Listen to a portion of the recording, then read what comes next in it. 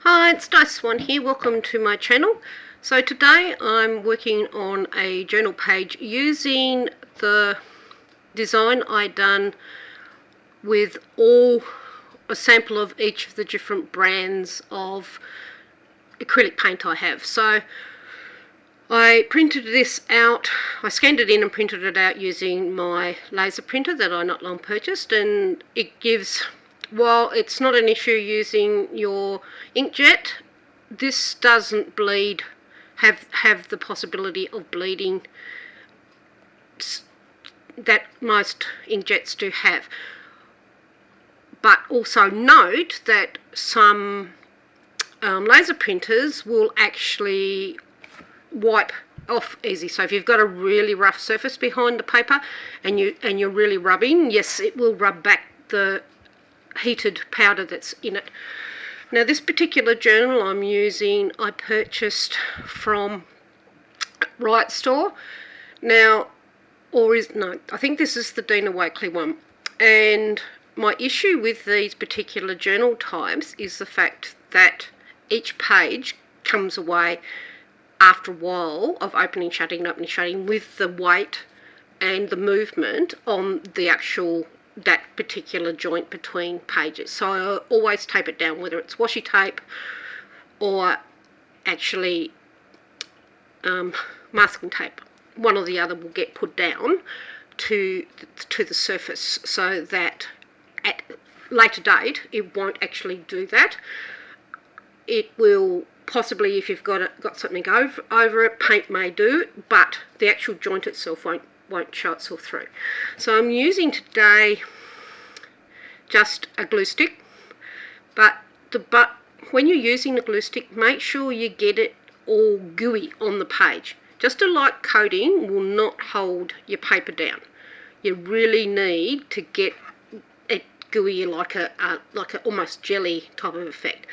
I did try using the brayer to actually get it down, but where I had the lumpy bits of actual glue stick, it didn't lay it down and I was getting lumps. So I actually used this plaster scraper, which I purchased from Bunnings, and I'm scraping down and pushing out the actual excess glue.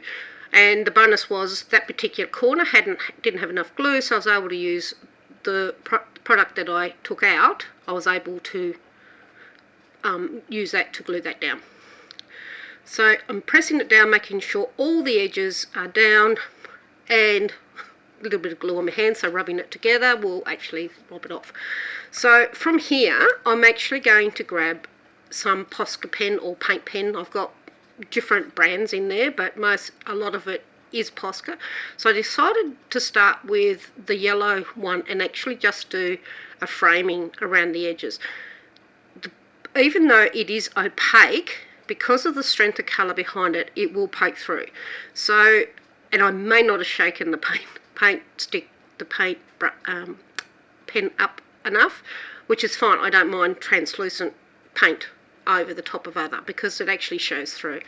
So what I also decided to do was, using some of the other paint pens, actually go in on, say, the black and actually enhance some of the mark making that was done in that last video previously.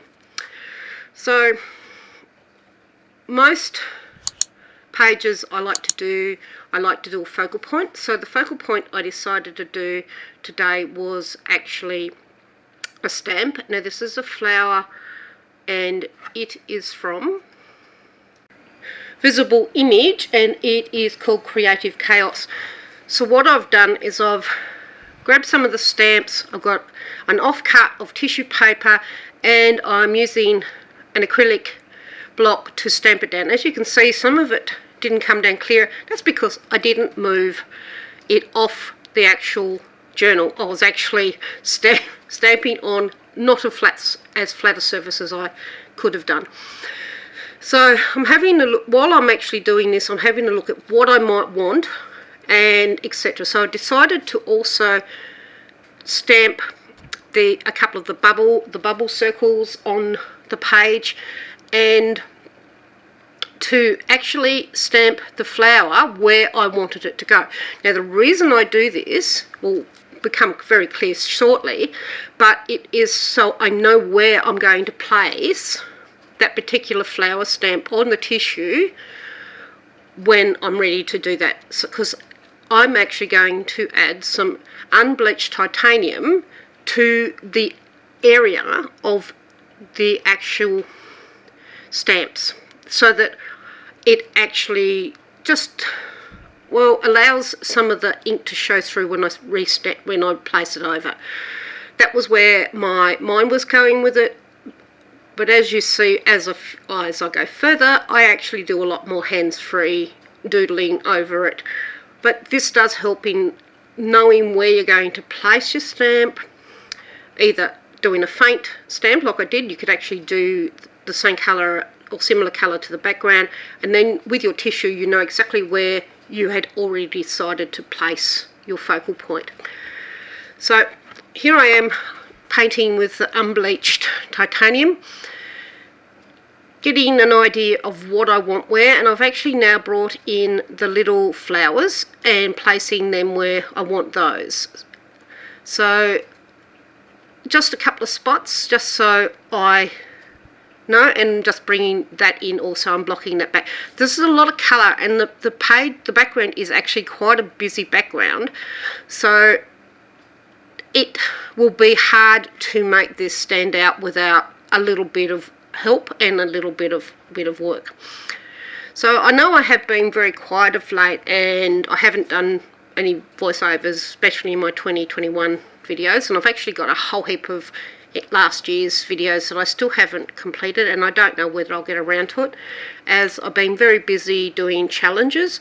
If you follow me on Instagram, you'll see the challenges I've been part of. I done one canvas 30 days, and it went on many a journey, and I also done a 10-day challenge. I tried to challenge myself to 10 minutes a day. That didn't work. It went totally back to where I'm comfortable with, and it became, to my reckoning, an abstract background rather than an abstract painting. But that's fine. I still had fun. The challenge is good, and it's been keeping my mind busy, and it's been really helping with my mental health. So to me, that's a bonus. Now, as you can see, these little things pop up, and it's actually reminding you, if you haven't subscribed, please do so. I also would love you to comment, because the little program that runs things like Instagram and YouTube and even Facebook, if I don't get likes, I don't get comments, I get pushed to the background. So to help me go further in my art, I would really appreciate if you could subscribe to this channel and subscribe to my Instagram if you are on there, and give me a thumbs up. The comment could just be a love heart. Simple as that. You don't actually have to think of any wording. If you think, oh, you didn't like what I'd done, or you would like to suggest that you'd like to see me do something different, please do so. I'm quite happy to listen to any feedback of any sort. Constructive criticism is a way to grow. So as you can see here, I've brought out my Mitsubishi permanent pen. This one is an archival ink. It will, once it's dry and set, now this is something you have to remember, if you do not dry and set it like I'm doing now, it will smudge in your next layers of paints and stuff. If you want it to set like the archival ink that you use, and even that needs to be set before you go further, it will smudge if it is still wet. You might get there and go, oh, it's not waterproof. Yes, it is, but you need to set it first. And that's the one trick with that. There's some other inks that you might use that take even longer to set than these particular archival style, like the Mitsubishi pen that I use and Ranger inks. So now I'm coming in with the cheap paint that I got from the Jelly Art package I brought myself from Amazon. I didn't use this in the background, so here I am using it in the foreground. So I'm mixing a couple of what's called secondary colours, or depending on what sort of colour mixing you are, one primary, one secondary. In the oil world, red is a primary colour, whereas in printers and really the acrylic world, our particular primary colour is magenta, cyan and yellow, just like the printers. It's the easiest way, and you'll find you'll get a clearer colour mix. So, you know, you like your magenta and your yellow will make a nicer orange than the red and yellow. Red and yellow still makes a really cool orange, but you get a different one, and you probably get it closer to what you would get out of your printer. So now I'm just again going in drying. Again, the bonus with acrylic paints, if you dry and set it, you can layer, layer, layer, layer. If you don't dry between, it blends. Blending's fine if you want the blend being done, but you've got to remember some mediums like acrylics, like gel pens, your waterproof pens, your waterproof inks and Posca pens, Sharpie paint pens, all of those need you to dry them before you go to the next step, unless you want them to blend in. And if that's the case, that's what you do. You know, simple as. So I'm playing with my Mitsubishi gel pen, which I love, and I'm going through and just doing a few extra mark making. Now these are where I placed the stamp from the Chaos system, and I'm doing that. I'm gluing the tissue paper down with gel medium from Montmartre. Find it to me it is as good, if not better, than the one from Liquitex, and Liquitex is expensive. It's that simple. I can't afford it. I have to go for cheaper products, which is why I've invested in a different brand of paint pen to the Posca. Posca gets very expensive. I love them. The colours are brilliant, but I use Art brand as well in the different tips. They don't have the larger tip like Posca does, which I love for my boundaries. And my poor Posca black pen, I'm thinking it's out of ink, but I'm kind of dipping it in black and then going from there.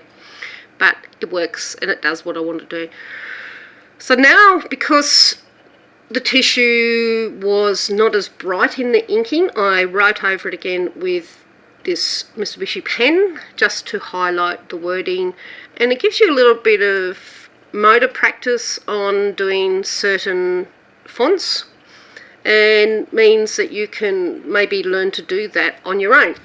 I'm also doing some journaling, just wrote some of my thoughts down where it's not legible as such, but it's there. So doing a bit more scribble with my gel pen. I do love scribble, and I'm trying to also balance and see what's going on with things. So here I found that this paper here wasn't down, but if I done this background and then the foreground, it would have taken me approximately about 40 minutes to an hour. Because I'd done them in separate stages and I actually photocopied my background, I can use that again and again and again in different things. I could put it on another page, put a lot of white paint over it that's been watered down, send everything back and put another actual focal point on there to really make it pop. See, you could also on this, I can see watching it now because I'm recording it now on the 19th of February, or doing the video on the 19th of February, and I can see that some butterflies would have been really cool on this page. But now that I know this, I can come back at this page, redo it, maybe turn it upside down, do it from another angle, get one of my A3 single pages, which is the other way around, and do it from there, or just do a plain piece of mixed media sheet. Now, the reason I did this was because I didn't think the other framework was working. It didn't hide some of the gaps between the paper and the edge. So this is how I ended up doing this particular thing. So out of chaos comes creativity. So thank you for watching. I hope you enjoyed it. I hope I didn't ramble too much. If you have any questions about how I do things, please ask. I'm happy to do something again slower, go through anything if that's what you would like. And happy crafting. I hope to see you on one of my platforms. Don't forget Instagram, Facebook, Pinterest I'm even on. And happy crafting. Bye.